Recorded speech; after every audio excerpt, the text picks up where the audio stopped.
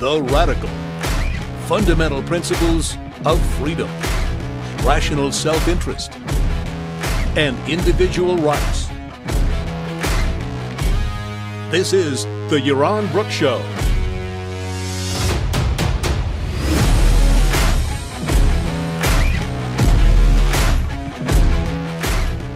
Welcome everybody, and thank you for joining me on this, I guess it's Thursday. Hope you had a great Christmas yesterday, and that you were well behaved, so you got lots of nice gifts from Santa. For those of you, Christmas is such a fantastic holiday, and it's a nice, I find this period of the year relaxing and really a time for reflection and contemplation, and it really is good. So hopefully you guys had a great Christmas with family, friends, by yourself. It doesn't really matter, and that you enjoyed yourself, and you got some. I actually, one of my gifts was I got a drone. I got this tiny little drone. It's this size. It's amazing. It sits in my hand. It's truly amazing, and I went outside a condo here to fly it, and it won't fly.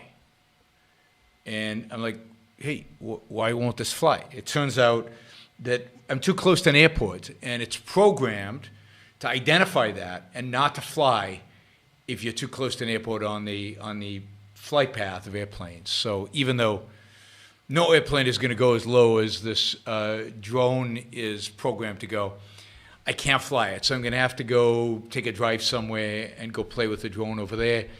But I was looking forward to actually playing around with it over here, because there's kind of a over the ocean. It would be really cool to be able to fly it here. But I guess no, we don't want to cause any jets to crash in Puerto Rico. That would be a bad thing. That would be a bad outcome. So yeah, the drone, that's going to be fun. That's going to be fun. I'm looking forward to taking it out and playing around with it.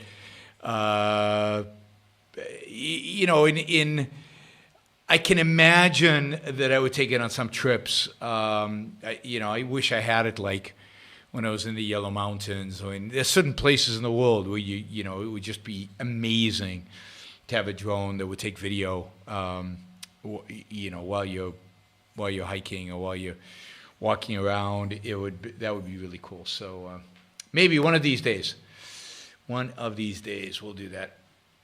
All right, good. I see we've got a nice international chat group here signed on from, it looks like all over the world. That's always good. Thanks for joining me tonight. So yeah, the last couple of shows I did were pretty depressing, I think. We talked about, I talked about the right, the splintering of the right, the collectivism and the nihilism that is so prevalent on the right. Of course, before that, I've done shows criticizing the left.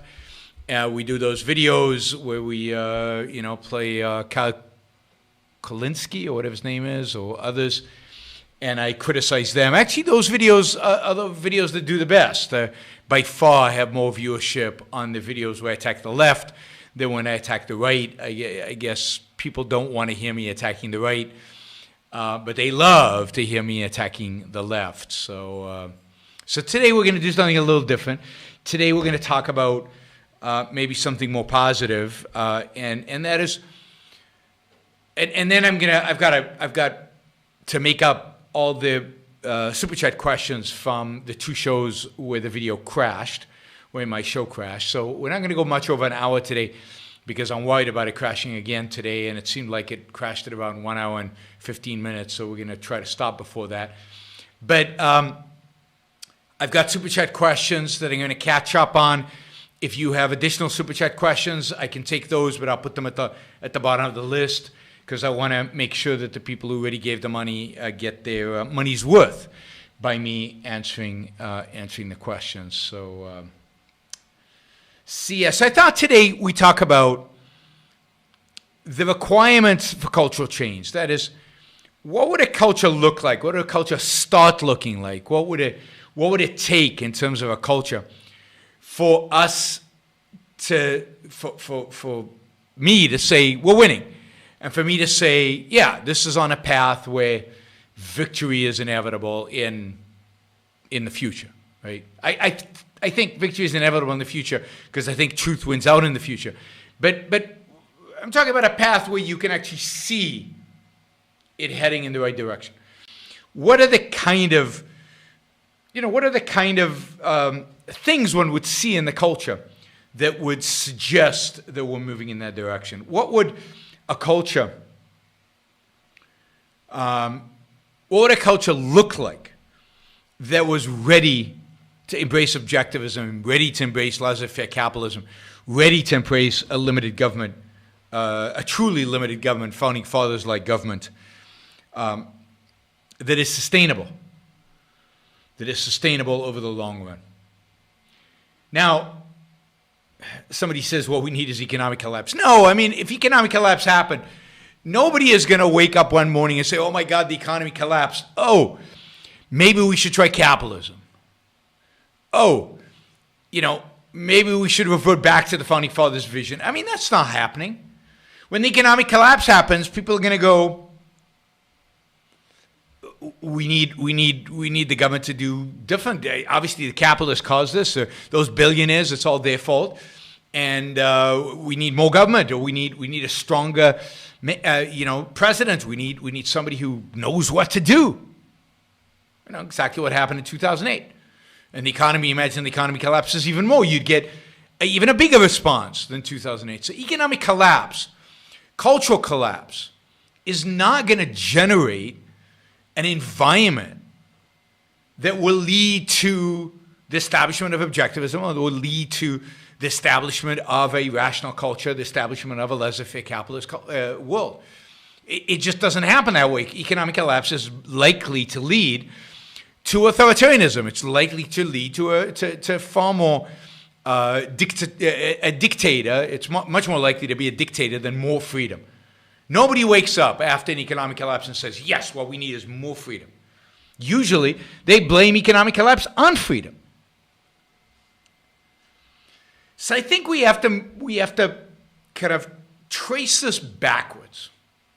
Let's start with, what does the world look like the day before we've won? Right? What does the day look like the day before we've won? And then you can ask yourself, okay, how do we get there? Right? What are the steps necessary to get there? And you can start working backwards, given where we are today. So what does the world look like? What does the culture look like? What are the people, most importantly, what are the individuals who make up the culture, who make up the world? What do they look like? What are they interested in? What kind of lives are they living that would lead them? What kind of character do they have, most importantly, that would lead them to want laissez-faire capitalism, that they want limited government, that would want to bring back the founding fathers, that would want a politically free country? Well, what does freedom require? Well, let's start psychologically. What kind of psychology wants freedom? Think of it in the reverse. What kind of psychology wants authoritarianism? What kind of psychology wants limits on itself, wants to be told what to do, wants to be restricted, wants to be constrained, wants to be enslaved? Well, a psychology that's afraid, that has no confidence in itself, a human being that is terrified of the world, terrified of reality, terrified of his ability to survive within the world.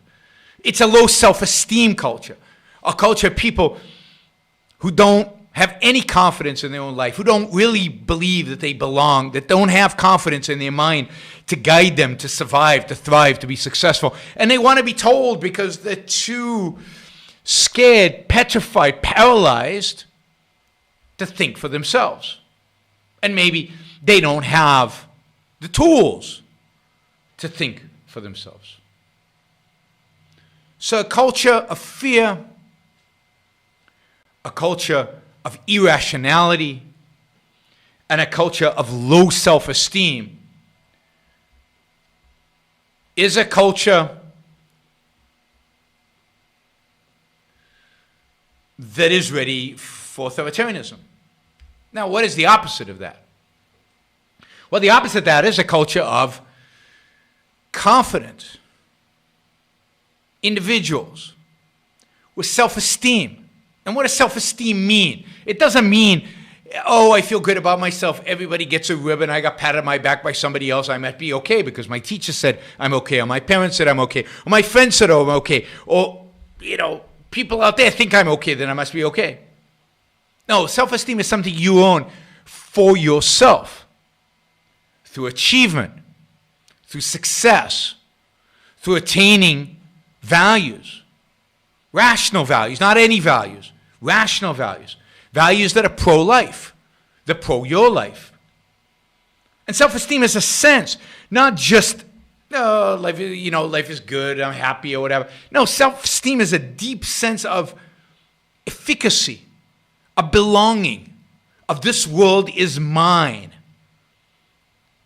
I can survive and thrive in this world, on this planet. And life, it's not just that I can survive. It's not just that I'm worthy of surviving. It's not just that they have the competence to survive. But I'm worthy of happiness, and I can achieve happiness. I'm confident in my ability to be happy, to attain happiness, to be successful in everything that it is about life. It's about men and women standing tall, embracing life, loving life, loving their own existence in this world. Confident in their ability to live and to be happy. Not relying on other people for the self-esteem, not relying on other people for this happiness, not relying on others to pat them on the back, because they don't need that. Because in the sense of self-esteem, in the sense of their happiness, they are self-contained. They can achieve it. Other people are important. Other people are great. But other people don't sustain you. You sustain you. You sustain yourself. And the only way that somebody can attain this kind of self-esteem, the kind of self-esteem that I can imagine somebody like George Washington had, that the founding fathers generally had, the kind of self-esteem that leads you to rebel against the mightiest military force in human history, the kind of self-esteem that leads you to want to be free, to want to make your own choices in life, to make your own decisions in life, want to determine your own destiny. And what does that require? Well, it requires a deep respect for one's own mind. And this is exactly, last time when I did the show about the prerequisites, the cultural prerequisites that made possible the Enlightenment and that would be needed for objectivism, this plays a huge role. There's no way America is founded without a scientific revolution. Newton, in that respect, not only John Locke, but Newton is one of the founders of this country. Because it is through the scientific revolution that men got that respect for reason, and it's through that respect for reason and the use of reason and their understanding of the power and efficacy of reason is how they gained the self-esteem necessary to view their lives as individuals as important. You can't get individualism without the efficacy of reason. Individualism is the recognition of the ability of the individual to think for himself, live for himself, strive for himself, succeed for himself. And therefore, is the individual as the sovereign unit, as the autonomous unit politically. And therefore, you cannot get an American Revolution. You cannot get a John Locke fully thought out without the scientific revolution. So imagine this culture in which we have this immense respect for reason, thinking that we believe that the mind is this amazing tool, not some deterministic computer that is determined by our genes and just runs its course based on the programming already embedded in it. No, reason embodies in it the ability to choose. The concept of the concept of free will, and think again about the concept of self-esteem. How can you have self-esteem if you don't have free will? It's meaningless. It's meaningless to talk about I. It's meaningless to talk about self. If you are impotent, if you are just a product of atoms bouncing around and physical causality.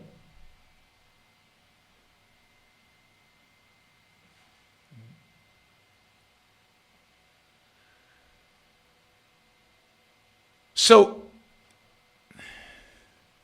the only way to have self-esteem is to recognize that you determine your own fate. You determine the content of your own consciousness. You shape your own soul. You make who you are. Your choices are what determine what you become. So when you talk about self-esteem, self means you. Something that modern psychology and modern philosophy and so many of these determinists eliminate from our world. There is no self.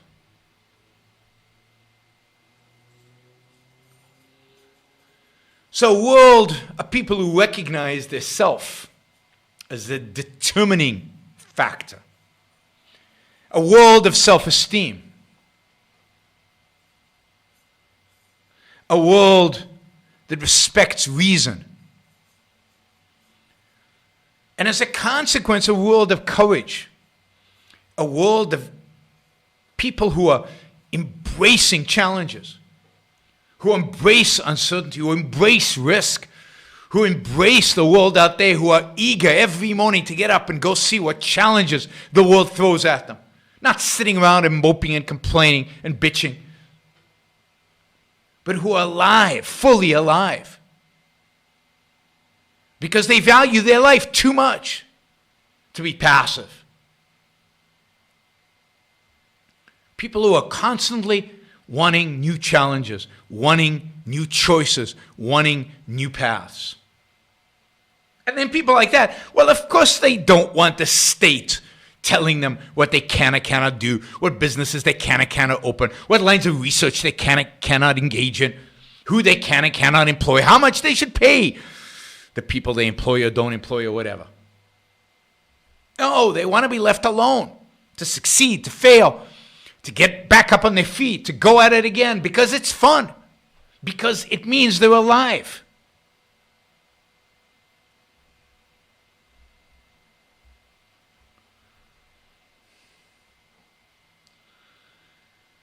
So, what would it take to get us to a world of self-esteem, respect for reason, courage, a world in which we recognize the importance of free will and our own capacity to shape our own lives?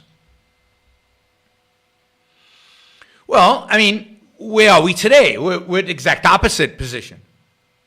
So we take real philosophical challenges to the dominant intellectual views in the world today. It would take a complete and utter turning over of our educational institutions, a complete rejection of progressive education, a complete rejection of the whole self-esteem movement, a complete rejection of the idea that school is there to socialize us, a school is there to automatize us, a school is there to train us to be workers in some mythical factory, that the manufacturing jobs that Trump is going to bring back to America. It would have to be a complete upheaval in our educational system, because you can't take adults, let's say over the age of 30 or over the age of 40, and turn them around. It just is unthinkable that somebody can change his self-esteem late in life, in middle age. Or somebody can suddenly, after years of not caring about reason, gain a respect for reason. Or that somebody who's been fearful their entire life suddenly embraces risk and challenges. I mean, it happens, but it's unusual. It's unusual. Ultimately, if you want to change the world, you have to change the young. And if you want to change the young, you have to get them young. Because so much of what determines whether we'll be afraid or risk-taking, whether we'll be confident or afraid, whether we'll have a respect for reason or be second-handed social metaphysicians, that is, view society as determining the truth rather than their own mind, whether we respect reason or mysticism, whether we respect reason or just follow the leader. So much of that is determined in our school years. So much of that is determined when we're young. So much of that is determined in our schools. Our schools, they don't teach us content, and the content they do teach, when they teach content, is often wrong. Whether it's on about American history, or it's about history generally, whether it's about what shapes history, what determines history, which is so crucial, because if you don't know the past, there's no way to understand the present or understand the future. Or whether the way our schools shape, so we need schools that actually taught content that was true. We'd have to have schools that taught science and math. Just like I said, the Enlightenment could not happen without a scientific revolution. You cannot have an objectivist revolution without a respect for science. And a respect for science has to come from school, from education. And that respect for science should breed, not necessarily everybody becomes a scientist or everyone understands science, but it breeds a respect for reason. It breeds a respect for the truth of knowing reality. So science education has to be reformed completely to emphasize the role of reason in understanding the world out there, in understanding the material world. History would have to be reformed completely to understand the causal relationship between events, and again show that ideas, reason, thinking matter. History is not some dialectic, some predetermined dialectic that is shaped by external mystical forces, whether you're an atheist or a religionist. You'd have to have an educational system that encouraged people to push themselves, kids to push themselves, to challenge themselves, to constantly get better. Not to sit around emoting, not to sit around spouting nonsense, but to actually think and constantly improve and constantly challenge themselves. It would have to be an educational system that was ready to fail kids, because the only way to gain self-esteem is to be graded. Not on some curve, but to be graded based on knowledge, based on reality. So it would have to be an educational system that challenged kids, that pushed them. And yet one that encouraged their individuality, that encouraged them to think for themselves, that encouraged them to use their mind, to come up with ideas, with ways of doing things that maybe were original for the kids, but then was willing to say, no, that's nonsense because it doesn't lead to the right answer. So it has to be both disciplined and with the ability to allow for individualism, individuality, if you will.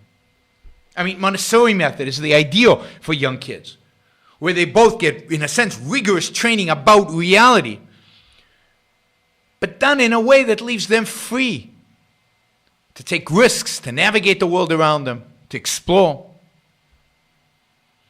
So we have a Montessori education that's a great foundation, but then you need to build on it. We need a K through 12 educational system that is built in the foundations of the Montessori method, that expands on it, deepens it, and encourages people, kids again, to have true self-esteem, true self-confidence, earned self-confidence. Respect for the mind, respect for reason, respect for fact. And, importantly, which kids have no concept of today, respect for knowledge. I mean, God, the number of people I see out there spouting completely ignorant views, ignorant ideas, ignorant data. Just data that's wrong. But doing so with confidence, with this false, I got a ribbon self-esteem. Because somebody told them they were geniuses when they were young, and now they think they can just say anything. And they can be in their early 20s and think they know everything about the world. Because they read a book, because they got a ribbon, because somebody admires them, because they got feedback from some fans on YouTube or whatever. So respect for knowledge. Respect for knowledge, which is rare in the world in which we live in today, where young people think they know everything because they've got Google. It means a world in which people have their attention span to listen to an actual argument. To listen to an actual argument, think about it. Not just emote about it, but think about it, consider it, mull it over, and then respond with an argument, with an actual argument. We live in a world with attention plans of maximum 3 minutes to fit the latest hip-hop or whatever song that exists, right, that is out there on the radio. Can't think in more than 3-minute bites. 3 minutes, I guess, is a lot these days on Twitter, on YouTube, on Snapchat, or whatever. 3 minutes is a long attention span. You need an attention span. You need to be able to read. You need to be able to think. You need to be able to consider. You need to be able to make an argument. So again, this goes back to thinking, training kids in thinking, in using their mind. So we need, that all has to happen. That change has to happen. Now, how does it happen?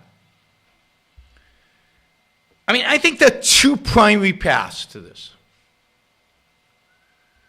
One is philosophical and the second is artistic. And in philosophical, I mean, well, it's not right. There are not two paths to this. There are many paths to this. So there are many paths to this. I'm going to take three today. We're going to take three. One is education.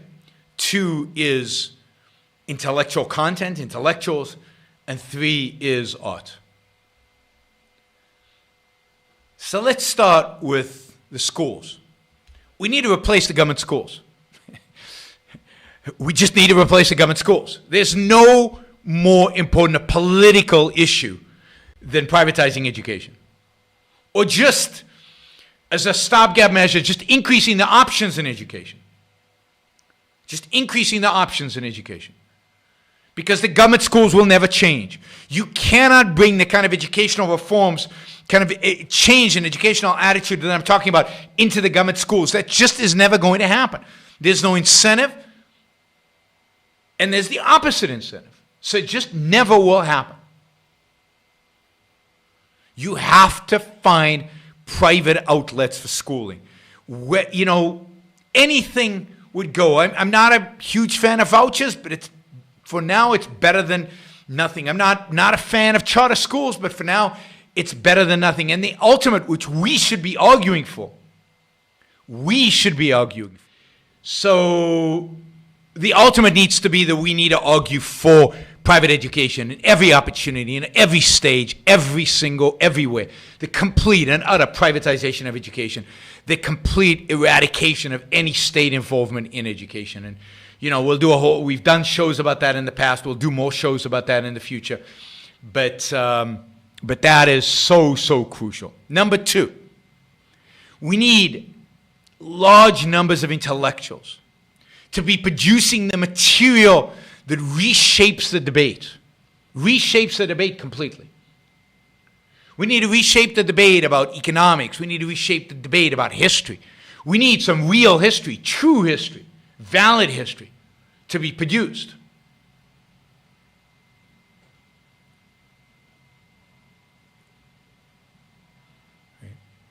So we need, you know, people writing about the Enlightenment, writing about the founding of America, like Brad Thompson just has in his book about the founding, in his book about the Declaration of Independence. We need we need intellectuals to present the facts about the world out there, about science, about capitalism, about freedom, about history, about what really happened, partially because that's what our schools in the future will use as the basis for what they're going to teach the kids. So we need intellectuals in philosophy, in history, in economics, but also in places like biology and the sciences. In every one of these fields, we need more than one intellectual. We need multiple voices who can articulate the case for objective reality and objective facts and the truth about what is really going on. So we need good scientists, good psychologists, good historians, good philosophers. And we need hundreds of them. They need to dominate the debate. And they need to be the kind of intellectuals, I like to call them crusaders, who are willing to take on the fight, who are willing to take on the enemy, who are willing to challenge the status quo, who are willing, through their example and their theories, to teach people how to think.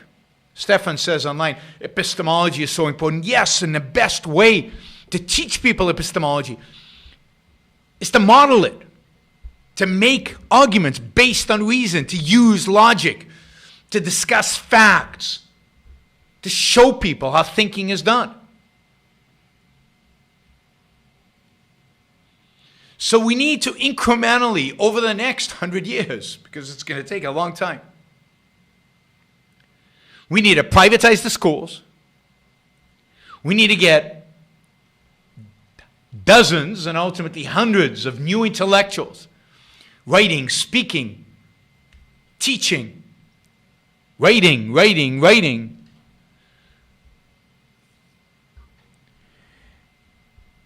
And then the third is we need artists. Because art is a shortcut. Art is a shortcut that inspires people to be the best that they can be, to rise up to the occasion. If you want people with self-esteem, with courage, then we need to model that courage. We need to show them what courage makes possible. We need to show them what bravery means. We need to show, not just talk, show. And art shows. It shows in its novels, in its paintings, in its poems, in its sculpture, and its paintings. What life can and should be. It shows what it means to live a full life, what the universe can be if one lives such a life. It would show the effects of freedom, the effects of the right philosophy on an individual life and why they should embrace it. It's a shortcut to show the kind of values, the kind of world, the kind of life that is possible to individual human beings. So we need great romantic art. Great romantic art. Not cheap romantic art. Not poor romantic art. Not mediocre romantic art, but great romantic art. We need more Hugos and more Rands and more Dostoevskys. Although you're not going to get them immediately, so you need people who are not as good, but somewhere in between, somewhere on the way. At every level, we need good children's art, but we need great young adult art, and we need fantastic grown-up art. Because art can show us what is possible to us. Most of us lack the kind of imagination that would project what is possible. That's the beauty of artists. They have that imagination. They have that ability to recreate a world in their own image, based on their own values, and we need them to have the right values.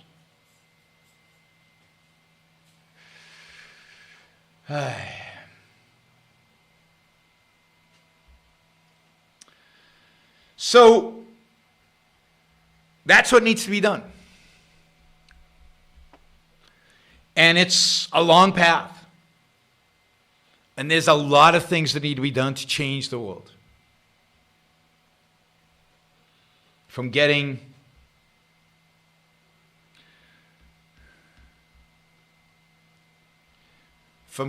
our schools privatized, or at least moving in that direction, to getting some great artists who produce inspiring art, to producing the kind of intellectual content that is going to move the culture in the right direction, because it's going to move the culture in the direction of facts, in the direction of learning the right lessons from history, understanding the principles of economics to understand what the consequences of actions are. We need all of that. And as we move towards a world in which people can think because they've been educated properly, they have by the way, attention span. I wanted to say this about attention span. Art is one way in which we can expand and extend our own attention span. Whether it's by sitting down and reading a book, a novel by Victor Hugo, which is thousands, hundreds of pages long, and engaging with it and really delving into that universe and letting it sink in and spending the time in that place without shifting between our iPhone and whatever else stimuli is out there, but really sitting quietly in a room and reading. Or another way you can extend your own focus and your own attention span is use classical music. Put on a 45-minute symphony and try to do nothing but listen. Your mind will drift. You will lose focus. But put your cell phone and everything else far, far away from you. I've said many times, turn off the lights, close your eyes, try to think about nothing except follow the music. When your mind drifts, use your will to focus back on the music. It'll train you to focus, and it'll train you to sustain that focus, because classical music is long. It takes time, and therefore it requires sustained focus. So I think using art, great art, there's plenty of great art that's been produced in our history. Not a movie that something needs to blow up, something needs to explode, somebody needs to be shot, some blood needs to splatter all over the screen every 2 minutes in order to keep your attention. But no, go watch an old movie. Go watch a movie from the 40s and 50s that was slow and smart, with great dialogue and real meaning and real purpose. And again, sit and watch the movie for an hour and a half without looking at your phone. Turn off all the lights. Just focus on the screen and nothing else.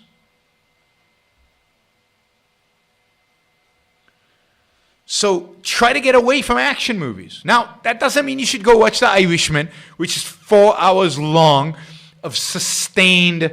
I mean, you cannot sustain an attention span during The Irishman because it's such a bad movie.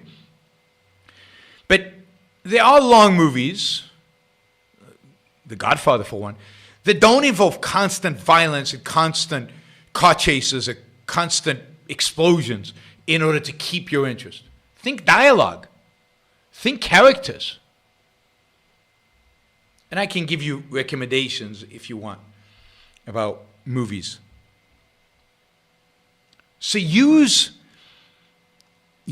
art to improve yourself, to improve your own moral character by looking at the art and thinking about what makes certain people heroic and what makes certain people cowards.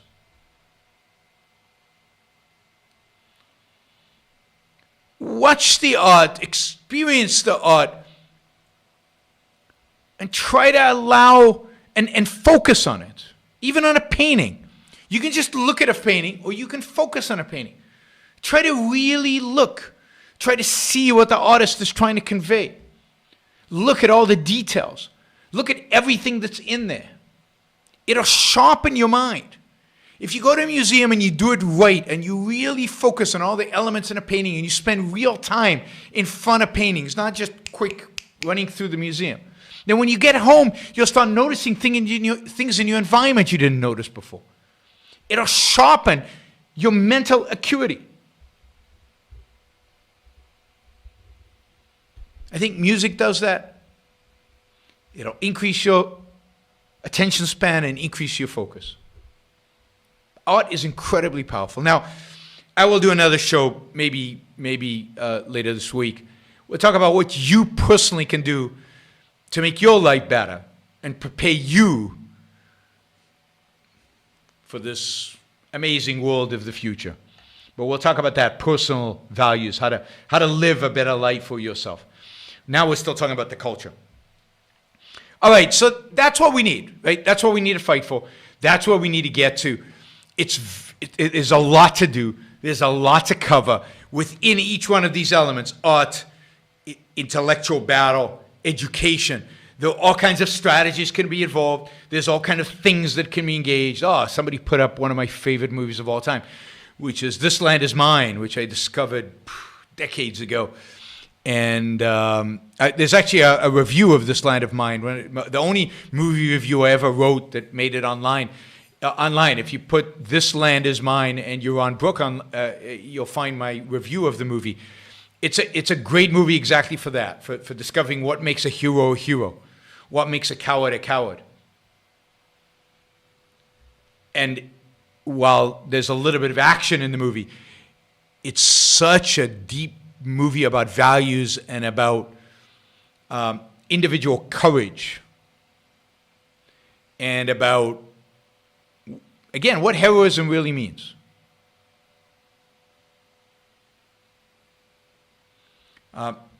It's better than I tell you what it's about. You have to see it. It's one of the great movies of all time.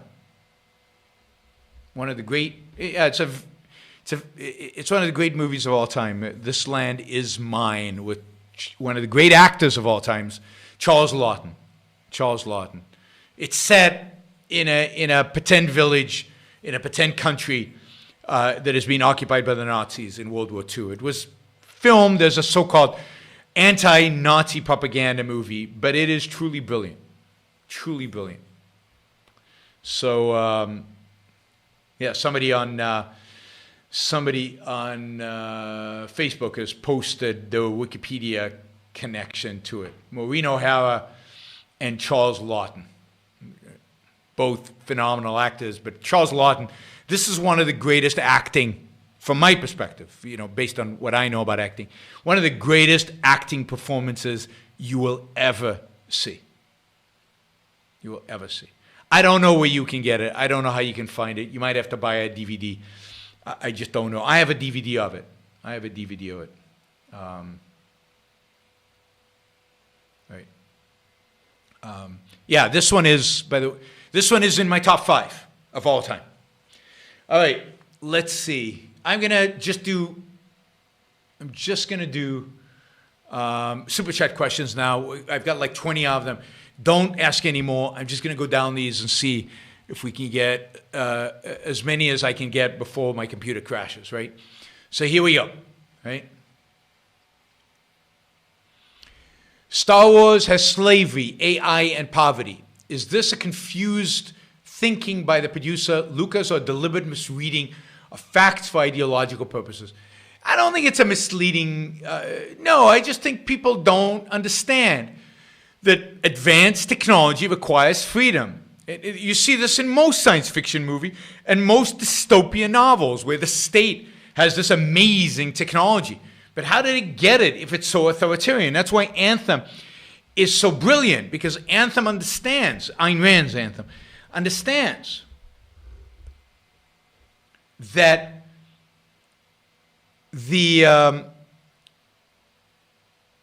that a dystopian society, an authoritarian society, a collectivistic society is a poor society. It lacks technology, doesn't have any of the fancy spaceships. That advanced technology requires freedom. This is what the Chinese will learn. If they want to be rich, they better be free. If they're not going to be free, they won't ultimately be rich. That's a reality. And you see that's one of the great flaws in most science fiction, is they don't see the connection between freedom and prosperity, freedom and technology, freedom and science. All right.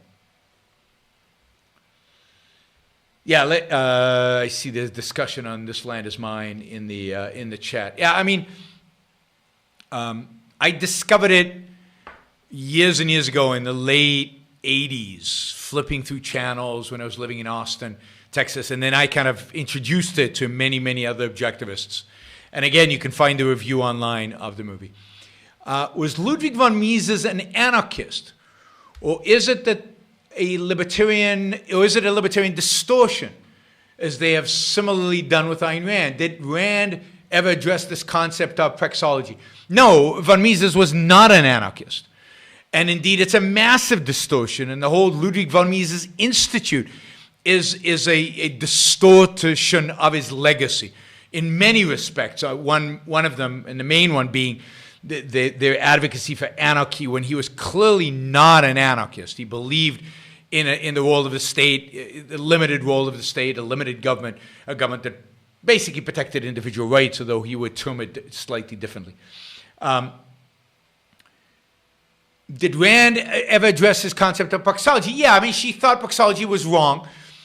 She thought that it was an attempt by an economist to do philosophy when he didn't know philosophy, that it got its concept wrong, it got its understanding wrong. She admired Mises's economics and thought his praxeology was wrong, was ill-founded, was bad philosophy. Should I save up and buy my next vehicle with cash, or should I finance it? Well, it depends, right? I mean, I generally would suggest you finance it if you have a job and you have a certain confidence in your ability to make money in the future. Why wait until you have the cash? If you have a job, if the job is steady or the income is steady, wherever the source of the income is, and the income is steady and you know you can make the payments on the car, then why wait? Why suffer through all this period of not having a car when you can, in a sense, have it now and pay for it over time? So I am very big on mortgages, on financing cars, generally using debt in a rational way to do what economists call consumption smoothing. That is, be able to consume stuff now that you couldn't afford now if you had to pay for it in cash. But only if you can afford it. That is, if you're confident that you have the money to pay. And why would you want to save interest? Interest is just a cost. Just like, that would be like, I don't want to pay for food because I want to save the money. Interest is the cost for getting the loan so you can use the car before you've saved enough so you can to buy one. So interest should be viewed like paying for something. You're paying interest for something, for the advancement of the money. So you can buy a car. So no, I'm a big believer in debt. I'm a big believer in paying the interest if you're in a position to be able to afford to pay it back. It makes no sense to sit around when you need a car, not to buy a car, so you wait until you save enough to buy a car. If you did that with a home, you might have to wait decades before you had enough money to pay cash for a home. The beauty of it, somebody will lend you the money in upfront so that you can buy the home now, live it and enjoy it, and then pay it off later and get the tax deduction in the meantime. Yeah, I mean, if you already have the cash, then yeah, sometimes it doesn't make sense to pay interest for a loan. But often it does, because, you know, I can make more money. If you put the money in the market this year, you'd be up, I don't know, 27%. The cost of an auto loan is probably, I don't know, 5%. You'd be way ahead of yourself. So it's not obvious that cash always beats debt. How do we counter the GOP charge, China got rich at our expense? Well, there's no basis for it. You know, the person who's making the positive argument needs to provide some evidence. What is the evidence that China got rich at our expense? Indeed, the economic evidence, the actual evidence, suggests that we got rich at the same time as China got rich. That is, the economic growth that the United States has generated over the last 30 to 40 years is to a large extent a consequence of trade with China. It's to a large extent the consequence of our ability to reduce costs, our ability to buy cheaper stuff, our ability to trade. So the simple economic argument is the trade is win-win. If China got rich by trading with us, then we got rich too. And the fact is that if we hadn't traded with China, we'd have gotten less rich. That's called division of labor. It's basic economics. Basic economics. We grew faster because of China than if China had not existed. Significantly faster. China has saved massive amounts of consumption. So poor people's standard of living is much higher because of China, but also China and Japan, Asia generally, but including China, are net savers. And what that means is that capital that they have saved is being invested where? Well, to a large extent, it's being invested in the United States. We don't save, and yet we grew. How do we grow an economy if you don't save? Well, we grew because other people saved, including China. And they saved because they got rich. So there's no economic or empirical argument to suggest that China got rich at our expense. Just zero data. Now, the fact is we could have grown faster if we weren't heavily regulated, heavily controlled, and heavily taxed and all that. But we still would have benefited from trade with China. It just would have manifested itself differently. That is, you probably would have invested differently in China. Different things would have moved to China. The story would have been a different story. But trade is always good. A country like China, when it's starting poor and rising, will always be able to supply certain things like cheap labor to the United States, though we can't supply ourselves. And that will always be an advantage. And that's a good thing, not a bad thing, because it allows us to focus higher up in the productivity chain. So there's just nothing in economics that would suggest that trade with China has been a net detriment to the United States. It's been a huge, massive, by every estimate, massive plus. I truly think there's an audience for Rand and the Yaron Brook Show and the greater liberty movement at large, even if they don't agree 100%. Do you agree? Well, yes, but they're not coming. They all know who I am at the greater liberty movement, but they're not here. So I don't know. I don't think they're interested. I don't think they're interested in the kind of analysis I do. I don't think they're interested. They like the people that they like, Peter Schiff and other podcasters of libertarian bent, but they're not here. And they're not here not because they don't know that it exists, not because they don't know that I exist. It's because they've chosen and that they think it isn't that interesting. So they should be listening because they won't get the stuff they get here anywhere else, but they're not. So if you can convince them to listen, that'd be great. Do you believe that no one has the right to commit suicide or self-harm in order to absolve someone else or other people of sins or otherwise wrongdoings? So rights, don't confuse rights with morality, with right or wrong. Right? Rights are both immoral, but they're in this context, they're a political concept. Of course, you have a right to commit suicide for whatever reason you want. Does it make sense? Is it right? Is it moral to commit suicide to absolve other people of sins that they committed? No, well, of course not. It's evil. It's evil. Your life is yours. It's not theirs. Your life is not other people's. And if other people commit sins, why? It's a gross injustice for you to suffer for the sins of other people. I mean, we do all the time. We suffer for the sins of our government, for the sins of our intellectuals, for the sins of all kinds of people in our culture. But it's a gross injustice for you to die for the sins of somebody else. That's why I consider the story of Jesus is an immoral story. It's a gross, massive injustice what happens to Jesus. He dies for our sins. I mean, you should die for your sins. You should suffer for your sins. But you shouldn't suffer for other people's sins. That's just wrong, nasty. It's just unjust. Just is getting what you deserve based on your actions, based on your character, based on who you are. Altruism is what drives one to think that you should die for somebody else. You shouldn't. Heard of Maxime Bernier ran for PM of Canada. The plan is to eliminate corporate welfare and reduce foreign aid, balance the budget, and get out of the way. I mean, that's great. I had not heard of Maxime Bernier, but if that is the plan, that is about as good a plan for a politician one can imagine in the day in which we live. So hopefully Canada will vote for him, although I doubt it. Right? Where does Turning Point USA stand on the right spectrum you just discussed?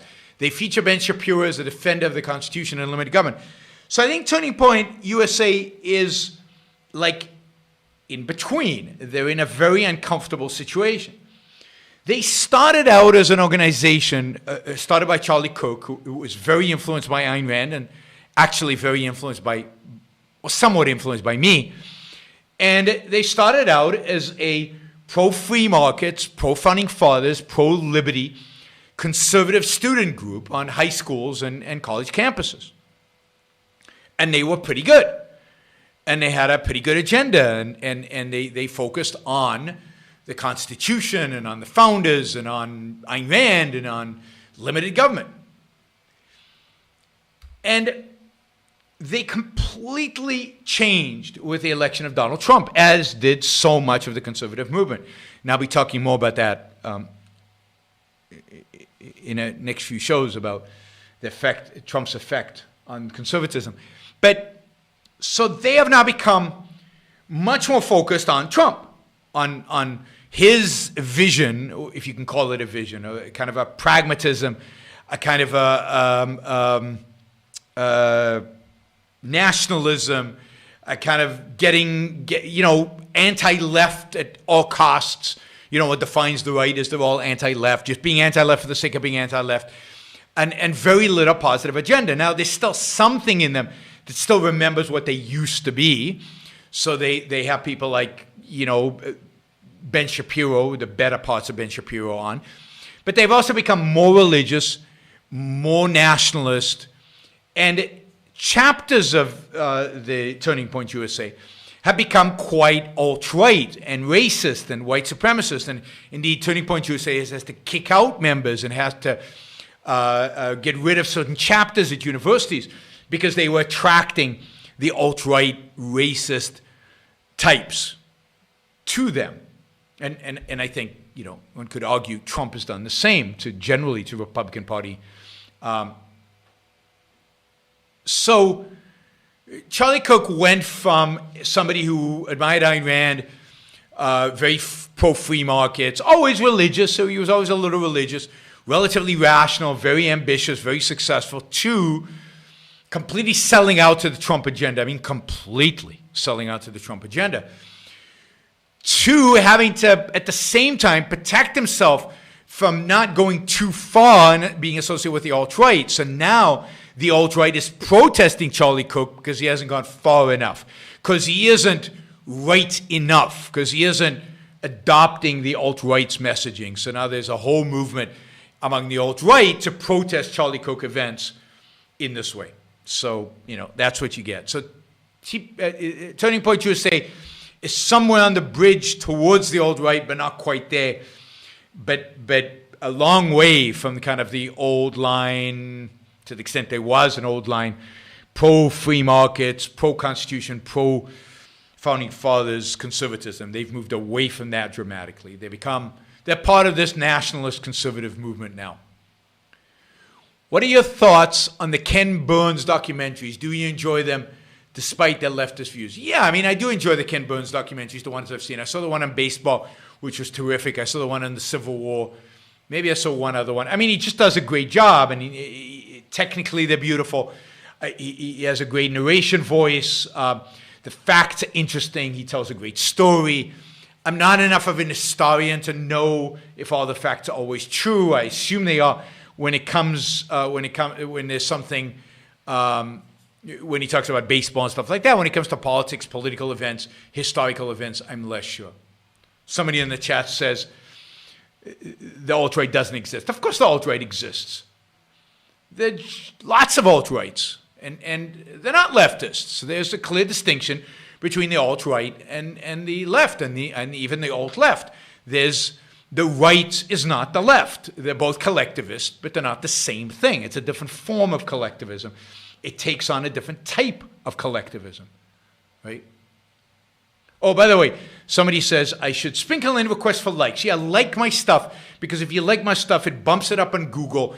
It gets higher. Everything, liking and sharing are the two most important things. And not only is the alt-right, but the alt-right is now splintered into multiple different factions, multiple different entities, from what I talked about a few episodes ago, Bronze Age pervert, to groypers, to traditional alt-right, to the white nationalists, white supremacists, white realists, but they're all the same thing. They're all alt-right, many of them. Okay, please like the show, please share the show. Did you realize that Ben Shapiro got 15 million views and Bernie Sanders got 11 million on Joe Rogan's podcast? We need to find a way to get you on. The only way to get on Joe Rogan's podcast that I can think of is for all of you to repeatedly tell them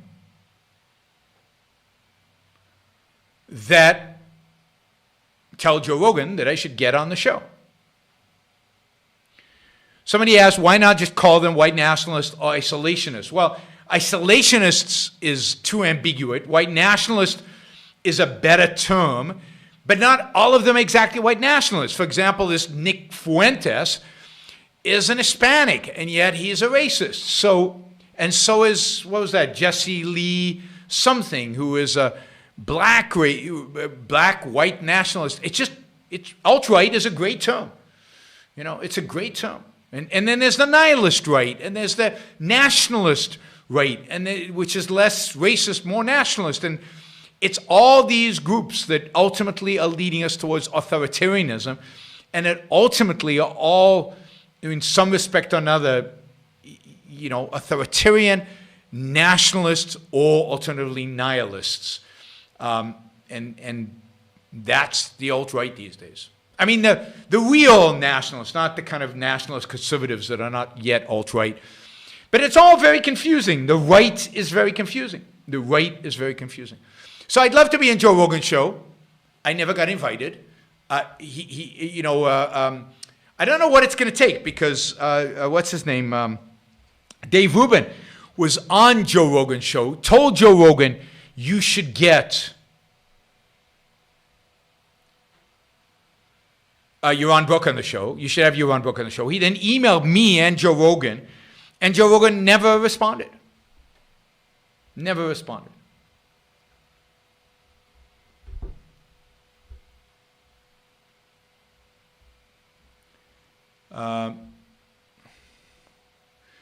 Yaron, how much would you pay for a banana and a piece of tape? You couldn't pay me enough to take the banana with a piece of tape. Unless I got to eat it, and then I'd pay the going rate for a banana if it was a decent looking banana, if it hadn't rotted yet. I mean, that's referring to this artwork that's sold for, I don't know, hundreds of thousands of dollars or something, and somebody literally peeled it off the wall and ate it. And that was the work of art. But that's so-called art. That's so-called art.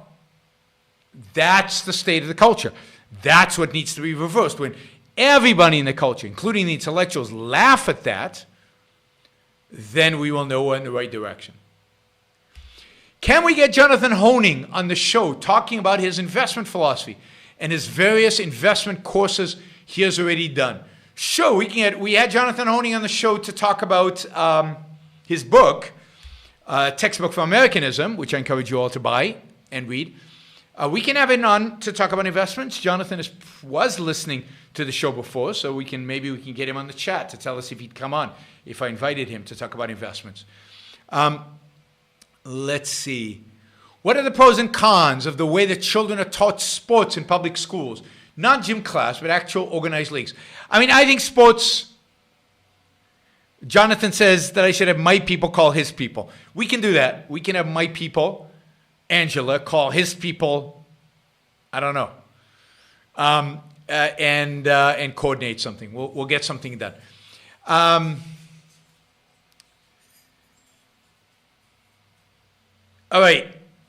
I like organized leagues. I like team sports. I like sports generally. I like cultivating the body, and I like being fit and looking good, but being healthy, and building muscles, and not in a grotesque bodybuilding sense, but just being fit, being healthy. Again, being a full human being. And I think sports is great. Sports get you fit. It's fun. It's enjoyable. So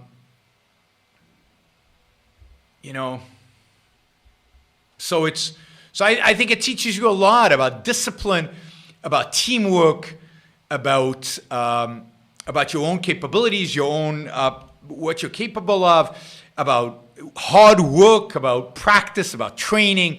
I mean, I could do a whole show about the benefits of sports for young people. I think there's no accident that Greeks emphasize not just philosophy and learning, but also sports and Olympics and athleticism. I think it's very, very important. Does the mixed economy turn people into cynical nihilists because of the lack of opportunity it creates? Artificially imposed lack of upward mobility makes people resentful and hateful. And yes, absolutely. Absolutely. This is part of what I've called the fact that they feel, what's the term I'm looking for? They feel frustrated. They feel, Marx called it, what did Marx call, what the proletarian feel? Anyway, it's incredibly alienated. They feel alienated. They feel alienated from life because they can't move. But it's more than just upward economic mobility. They don't understand the world around them. Everything is a mixed. Is a mixture. It's the mixed economy of the soul, not just the mixed economy of economics. Nothing is right, nothing is wrong. There's no black and white. It's why they're attracted to the right, the perception of, nationalism. We're the good guys. We're white. We're the Americans. The ugliness of black and white fascist ideologies are attractive to people, or the complete rejection of all ideas, which is what nihilism is, just a cynical nihilism, just crush everything, destroy everything, hate everything. It's because a culture is so blah, it's so mediocre, it's so mixed, it's so indefinite, it's so, and the messages they get are, again, messages of capitalism sucks, but we need capitalism because that's the only way we can produce wealth, and you'll only get a job through capitalism, but it really sucks, and the ideal is, healthcare for Medicare for all, but they have a decent insurance policy, and what do they really want to get it from the government when they don't trust the post office? And it's just a mishmash, and the intellectuals whose job in life should be to provide clarity, provide ambiguity, provide more muck and yuck and garbage, so that, people become nihilistic, they become depressed, and they become alienated, and that alienation leads them to nihilism, and it leads them to fascism or to communism. It leads them to extreme collectivistic ideas. And that's what we're seeing in the world. We're seeing as the mixed economy leads them to go into the streets and to protest, and they don't know exactly why they're protesting, what they're protesting for, what they're against. Look at the yellow vest in France or the protesters in Chile. They don't know what they're against. They don't know what they're for. They just know that life sucks in the way it is right now. And that's a consequence of the mixed economy and everything that leads to the mixed economy, the whole philosophy of the mixed economy. All right, I am a comic artist. Let's produce comic books, graphic novels, dynamic, fun stories with objectivist morality at its core. Yes, go do it. Go do it. You do it. But make sure it's good. I've said this about art. Make sure it's good before it's objectivist. Make sure it's good. Otherwise, you're doing nothing. Is it second-handed to worry about not going to college because other people in your social economic class will think less of you? Yes, it's second-handed. Stop thinking about what people will think of you. Think about what you want to do, why you want to do it, where you want to go in life, how you want to get there, and just live your life. Stop worrying about your parents, your friends, your peers, the girls, the boys, I don't know, whoever. The only person that matters is you. You have to do what's good for you. Isn't that the lesson of the Fountainhead? If you read the Fountainhead, that is the one thing that you should get out of it, that you must determine your own life, must determine your own values, and you should not compromise. Is bad art better than no art? Well, it depends what you mean by bad art. If you mean the garbage that passes for art today, then no, it's worse. Because what it does is it dulls us to the existence of good art. Because if people have in a folder called art, a banana stuck to the wall, a urinal framed in a frame in a museum, and Michelangelo's David and Leonardo's Mona Lisa, and then it doesn't connect to them, and it's all garbage. Because the first two is garbage. They throw everything out, and they have no idea what to do with art, and they reject art completely. So having non-objective art, or non-objective so-called art, is worse than anything. Worse than anything.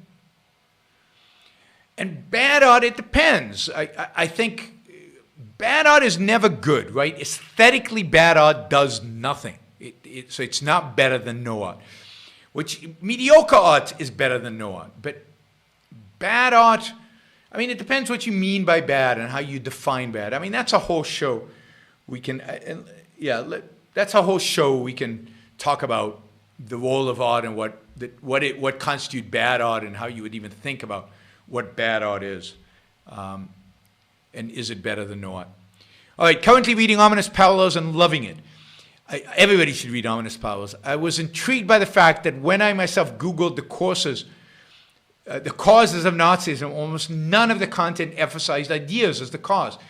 It was almost always emphasis on politics and conflict. That is the way people think today. That is reality. So nobody views ideas as the drivers of history. It's not an original objectivist point of view, but it's a point of view that only objectivists in modern times take completely seriously.